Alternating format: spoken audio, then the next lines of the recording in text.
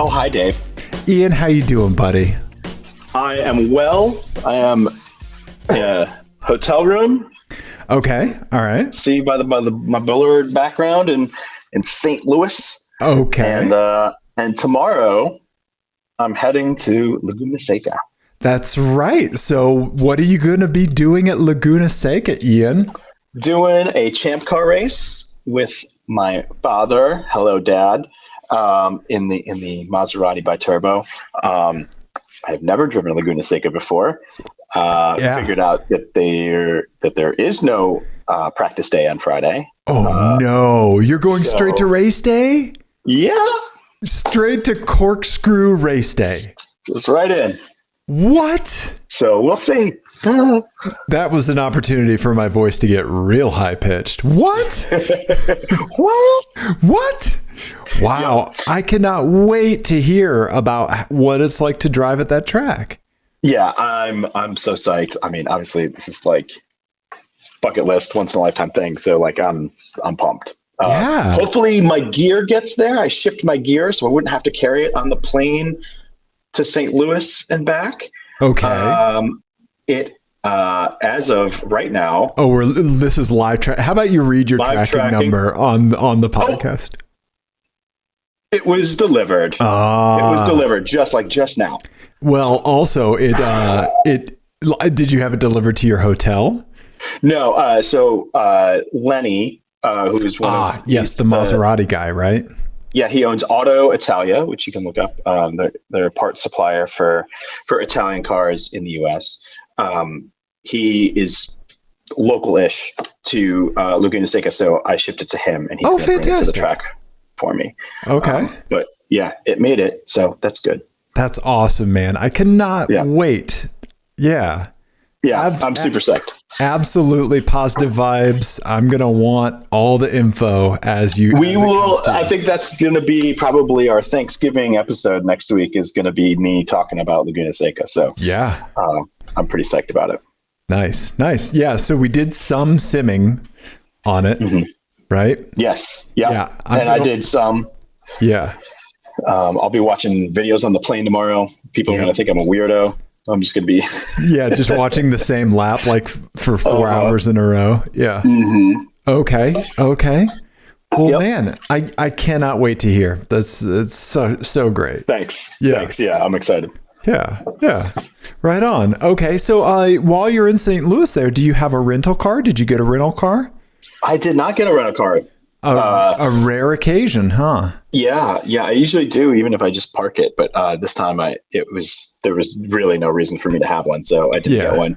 And I did yesterday take a ride in an Uber that had seen some things like real bad. Like the suspension, it was a Chevy Aveo. Chevy Aveo. It had clearly been in a wreck of some sort because there was a big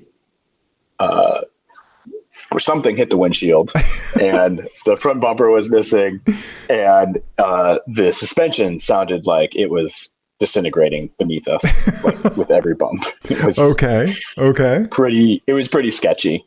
Gotcha. Yeah. Okay. So. Well, I'm glad you're still alive, and I know you gave them 5 stars. Of course.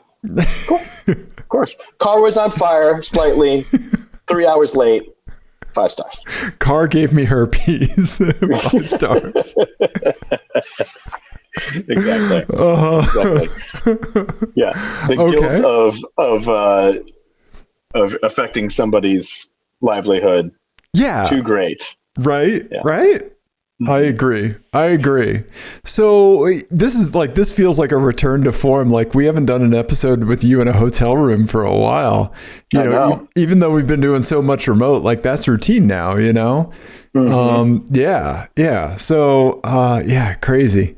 So what do you want to talk about tonight, Ian? I have a couple things. You have a thing. Like what do you want to talk about tonight? Yeah, I think our main talk about tonight, I want to talk about the Integra. Yes. And I want to talk specifically about like the hype and then the backlash, and then the backlash to the backlash, this weird cycle that we're in with these nameplate revivals. Yes. And it's been with all of them, right? Where it's been like, something gets teased. Right. It was this way with the Mach-E, especially, and then the Integra and the Bronco and all these things. And something gets teased. Right.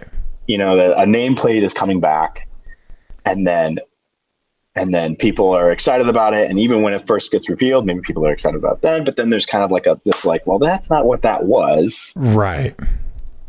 And then there's kind of the backlash to that reaction of like, well, what did you expect? This is 2021, blah, blah, blah, blah. And it's just interesting to me. And the thing that I have been thinking about is whether it's worth it, right, for the automakers to go through this. Like, is it subject themselves to this, right? Yeah. Right. Yeah. Right. And do they turn, or is it just like, if people are talking about it at all, that's good, right? Right. Because it's something that isn't a Tesla that people are talking about in the news, right? Right.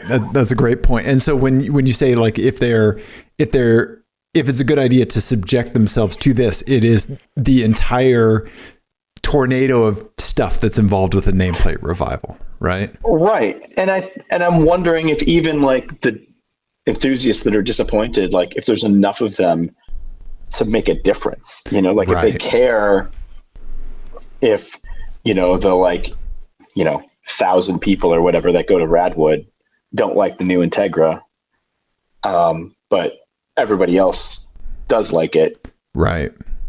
Or doesn't care. Yeah. Yeah. Does but if people don't care, then why use the name? I don't know. It seems very like a really difficult calculation, and it'll be interesting to see if like this kind of like run of them makes automakers think they are worth it or aren't, and if we continue to see this trend going forward. Right.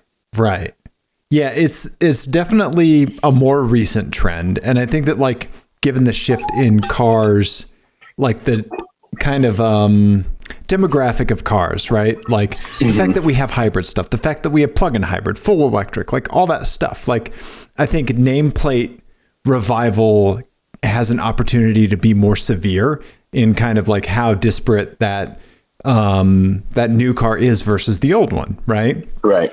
Like Mustang Mach-E, for example, right? The fact that like it's called a Mustang, right? Yeah. And it's an electric crossover, right? So different than the original, right? And so different than the existing Mustang that's on sale, right? Right. But that one feels different to me than like, that one feels because it has that Mach-E tag on it, right? Well, and it's because it's so different, and it's, the Mustang when it first came out was, essentially just a rebadged economy car, right? It was a rebadged Falcon. So, I mean, if you look at it from that lens, like it doesn't seem that crazy. It doesn't seem that off. But I think that's it seems better and more considered, at least. It seems like more thought through than like the Blazer.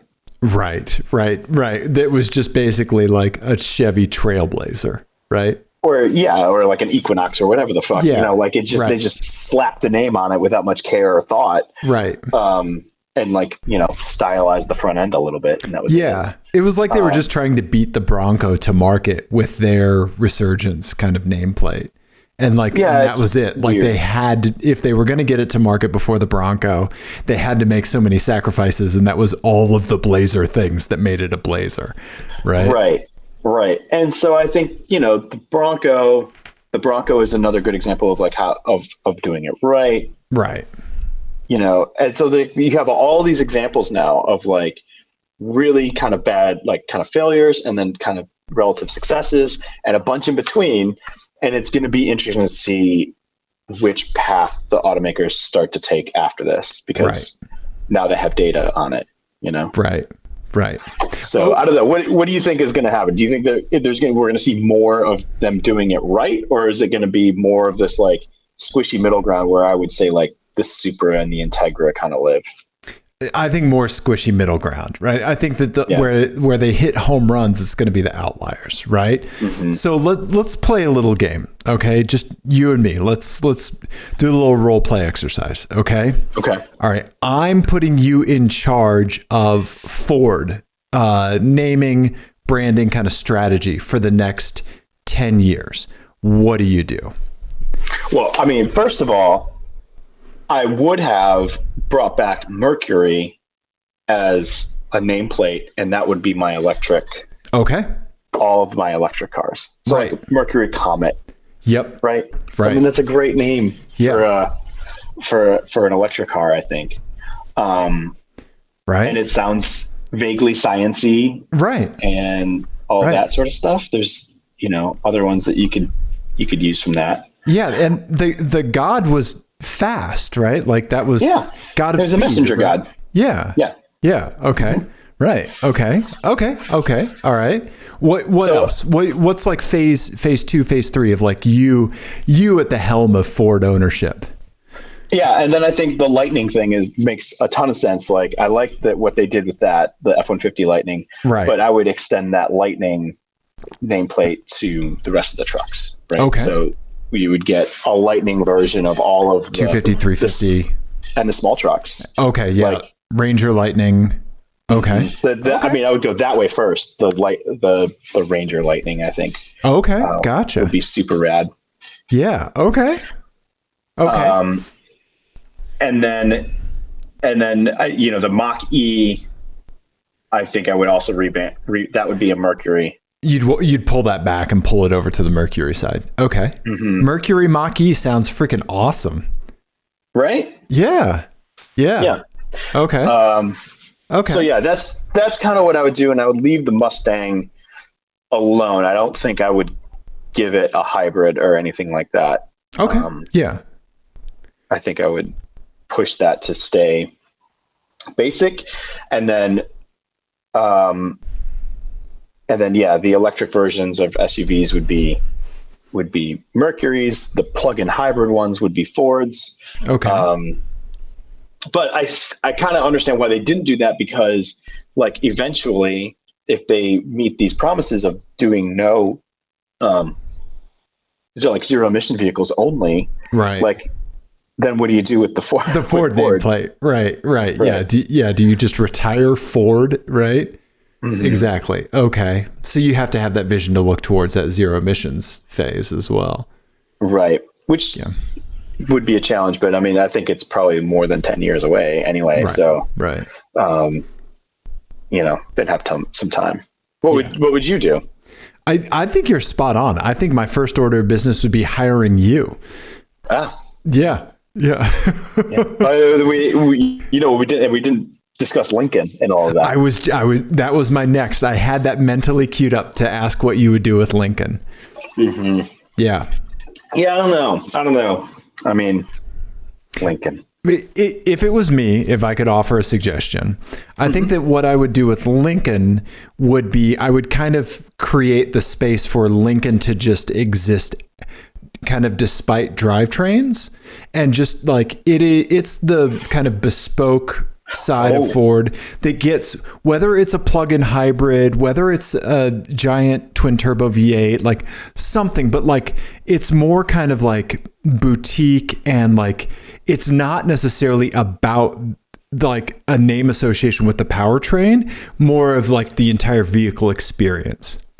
Well, I mean, you could make it an in-house coach building service, because if we're going to have these skateboard platforms, these electric chassis, we'll have a lot more opportunity for coach building. So I like that. Like Lincoln becomes the coach build, the in-house coach building side of Ford. Yeah. And go after the big luxury type. Dollars, Yeah, exactly. Right. Like out Phaeton a Phaeton. Right. Mm-hmm. Yeah. Yeah. Or it's a cool camper. Mm-hmm. You could do anything. Luxury, electric, pickup truck, whatever. Yeah. But it's they're one-offs, or maybe even customized fleet vehicles. You could even do bulk, like, because they have the resources to do both. You could do like food trucks, right? That are all electric, that kind of stuff. Okay. I like that. Yeah. I like that. Ford, hire Ian. Yeah. Yeah. Hire me. Put him in charge. Okay. Mm-hmm. Okay. All right. Yeah. So can I ask you, what is your take on the Integra?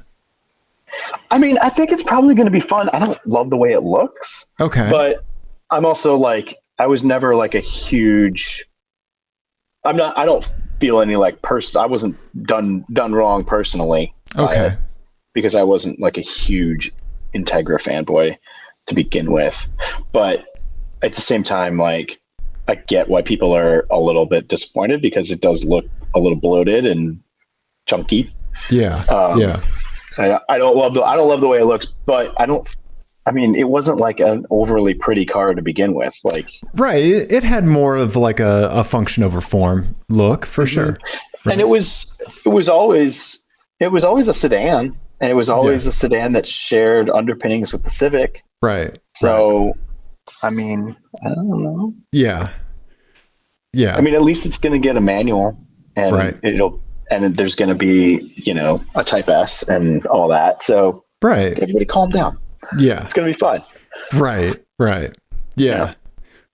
Who I would be really interested in hearing feedback from on this is our buddy Mark. So remember, Mark had that really nice, I think it was a 1989 or 1990 Acura Integra GSR, maybe? I think it was the first Acura Integra with VTEC, I think.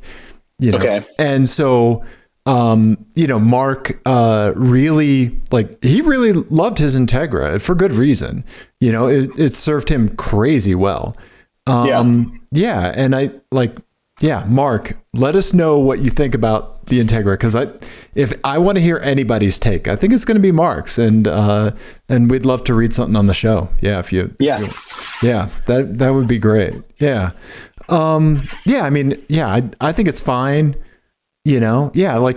I basically just want like a Saab 900 again, right? Like the NG 900. I want like a 2-door, 4-door hatchback, 3-door, 5-door, right? Turbocharged 4, front wheel drive, manual with modern reliability or Honda reliability, right? Yeah. I think you would like this. This is kind of up your street. Right. Yeah. Right. Yeah. So I don't know. Yeah. Anyway. Yeah. Anyway, that was it. Yeah. I do have an FMK Cars for you. Oh, okay. FMK Cars is the game that we play on the show, but since we're keeping it tight this evening, I'm going to skip the description and just kind of mutter into the microphone until Ian interrupts me. Keeping it toit, because Ian's in a hotel room. This one is called Same as It Never Was. Current cars rebadged as classics. With all of these cars, you will have to interact with at least one snooty car person who loved the original each day you drive it. Okay. All right. I want to know if anybody else thought of the House of Pain song, Same as It Ever Was. Yeah.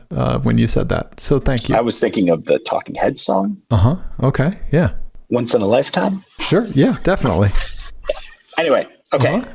All right. So the first one, Jaguar announces it will be bringing back the XJ220. Okay. But underneath, the C8 Corvette. Oh, okay. All right. Okay. So it's like the Supra sort of thing. Right. Recycle the C8 Corvette. Okay. Make it Jaguar-y. Okay. And then you're gonna drive it. Okay. You're gonna have one. Okay. And you're gonna interact with somebody who's like, actually. Right. That's just a C8 Corvette. Right. Mm-hmm. Okay. Okay. Like okay. Gotcha. Like maybe like when I'm getting gas or something like that. Yep. Okay. Every time. Yep. Okay. All right. The next one, 2022 Nissan Sentra. Okay. All right. Nissan announces to the world, you are driving the new Nissan Skyline.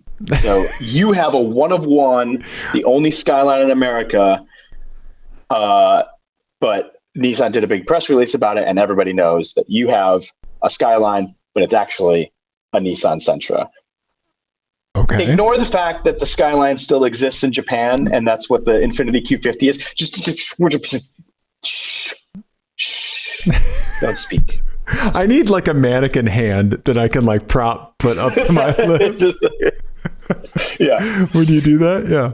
Yeah, okay. We're ignoring that. Anyway, so the Skyline is going to be a Nissan Sentra that you own, and you have the only one. Okay. Driving it. Okay. I like driving it. And that, I mean, so, we kind of have a span there. Yeah. Of like a way to do it right and a way to do it wrong. Right. And then we also have your last one, which is just a 2022 Chevy Blazer. Okay. Oh, that's a bad car. Yeah, it doesn't look good. Yeah. Okay. Oh, Motor Trend. What's the best 2022 Blazer trim? Fire. Lighting it on fire. That's the best. That's the best trim. Can we get gasoline? Yeah. And matches. That's the best trim kit. This is a dealer installed option? Yeah. Oh, okay. So yeah, my thinking here is that the like the insufferableness of people would be worst with the Jaguar, even though it would be the most fun car. Right. Okay. I think I've made up my mind. Okay. I think I'm killing the Chevy Blazer, as you knew I would, right? Mm-hmm. Right. Yeah. For a day, I am going to exist in the weird Sentra Skyline paradox. Okay. All right. And I'm going to marry the Jaguar XJ221, I guess is what we're going to call it. Right? 220 and a half. 228. 228, right? Okay. Yep. And anybody that bothers me about it, I'm just going to do a burnout and drown out their shout America out the window. Yeah, exactly, okay. Right? Yeah. Nice. What do you think you would do? I think I would do exactly the same. Okay. I would do exactly the same. Yeah. Okay. Yeah. I mean, I think that I never really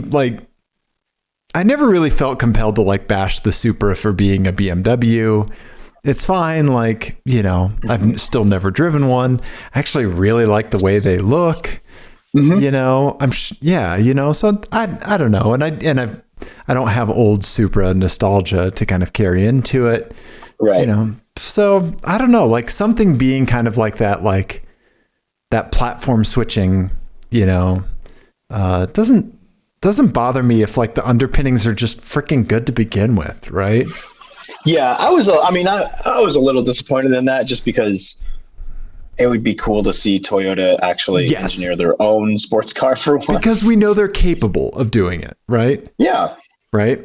They really haven't done an in-house sports car since the Lexus LFA, right? Right. Right. That's probably the last one that's a real sports car that they did. Yeah. So the new RCs are pretty cool, but yeah. But you're right. Yeah.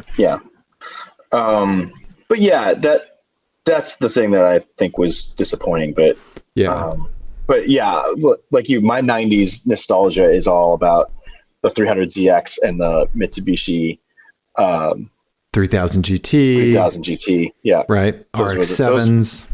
Yeah.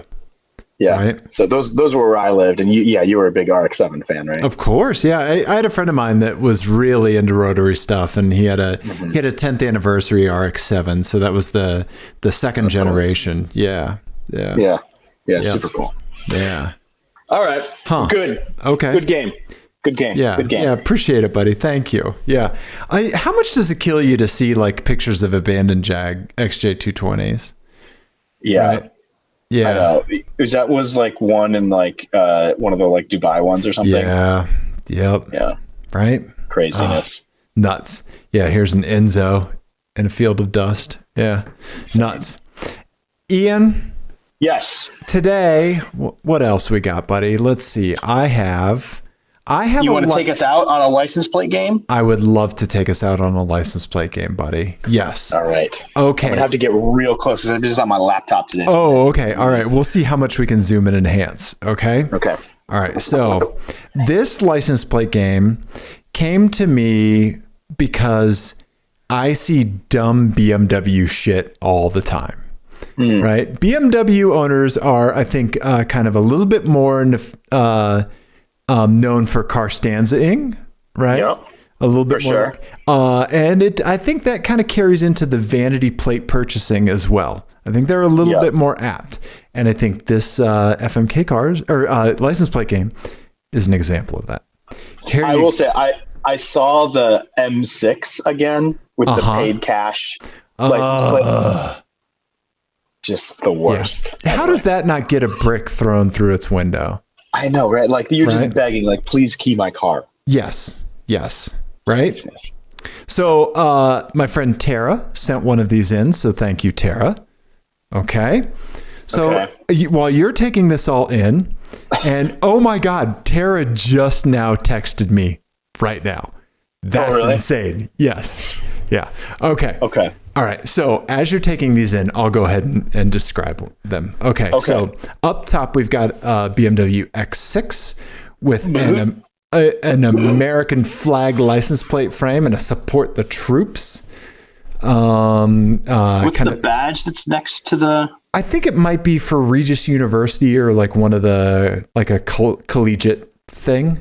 Okay. Yeah, I think it's a collegiate thing. It's not a support the troops or American flag license plate frame. It's the Colorado support the troops benefit license plate. You know, that charity plate is what I'm looking for. Okay. Also, I'm noticing that the utility van in front of it has something about 50 Shades of Grey on it. Are you seeing this? Can you see that, like right there? Oh yeah. Yeah. I wonder if it's like some kind of like painting company. Okay. Yeah.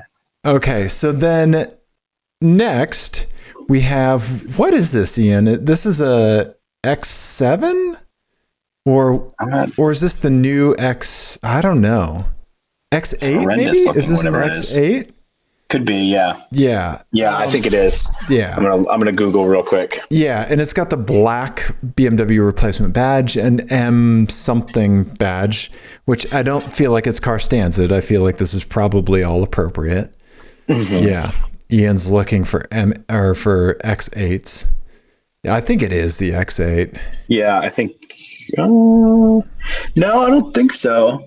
Unless it's an X8M or something, because it. Okay. Oh, yep, there it is. X8M? Yep. Okay. No, this is what it is. Yep. Okay. All right. And then lastly, down at the bottom here, we have just kind of bog standard 535. But Ian, what's the standout thing there? It's got the BMW like M Sport license plate holder. Yes, it does. And it's an X Drive. It is not an M. Correct, right? It's just a straight up 535. 535, okay. Now the plates, okay? Right. One of the plates is M space power, M power. Another one is Ultimate, ULTM8, Ultimate. Another one, Ian, is just the word skinny. Skinny. Ian, somebody got skinny for their license plate. Skinny. They put that on a fucking plate. Skinny. Maybe they're a really successful barista, and people, that's their specialty, is skim milk lattes. Yeah. I'm sure that's it. So this is tough because there's two. None of these are. I don't think any of these are M's. Right. You're correct. None of them are. But yet, one of these idiots has a license plate that says M Power. Let me see. Can you get an X8M?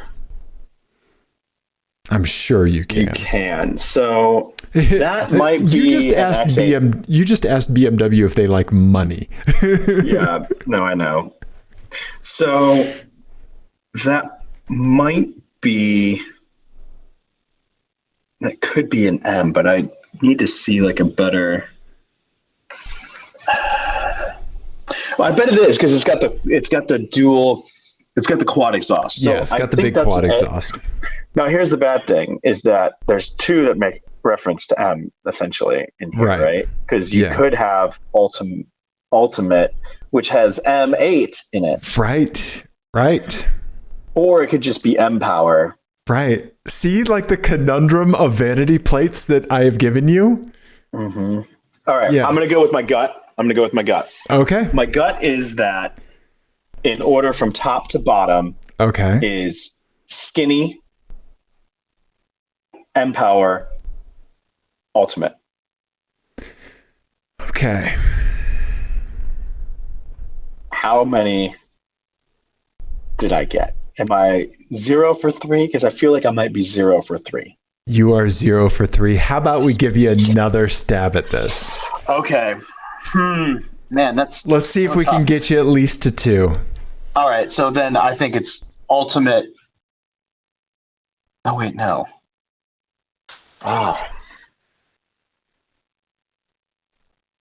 There's no way that's M Power at the top, right? M Power, Ultimate, Skinny. I think they're in order. Ian? Yeah. You said M Power, Ultimate, Skinny. Ian, you're still 0 for 3. Wait, what? Uh-huh. Just show me. What is it?